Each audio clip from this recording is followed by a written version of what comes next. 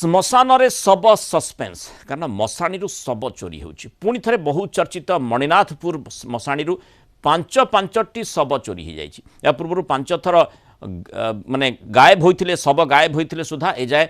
या पछरे किए राकेट रही कौन से अभियुक्त पुलिस कब्जा को आसीपारी ना भद्रक जिला भंडारीपोखरी थाना अधीन मणिनाथपुर मशाणी पुणी 5 शब गायब होगा बड़ प्रश्न सृष्टि होची किए शब गायब करुच्ची किछि मासर व्यवधान पर यह घटना एवं चर्चा जोर धरी भंडारीपोखरी थाना बैतरणी नदी कूल मणिनाथपुर मशाणी 5टी शब गायब होता ग्रामवासी जाना पाई और शब को परिवार पक्षर मणिनाथपुर मशाणी पोती सत्कार करा सत्कार स्थान में गात खोली 5टी शब को कहीं काढ़ी नहीं सकाळे गाँ लोके देखी तेज शब किए काढ़िला कहीं काढ़िला किए नेला से संपर्कित प्रश्न समस्त मन को आसूची गत 9 वर्ष मध्य मशाणी 20 रु अधिक शब गायब है शब चोरी पछरे गोटे रैकेट काम कर तेणु ग्रामवासी सन्देह कर नरेंद्र सामल भद्रक बिरोहडाम सीधासख जोड़ी अधिक सूचना नहीं नरेंद्र शब किए गायब करुच्ची कहीं गायब करुच्ची प्रश्नटी आसूची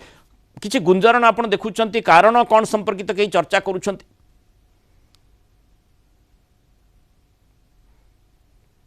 षोलपुर पंचायत मणिनाथपुर मशाणी शब गायब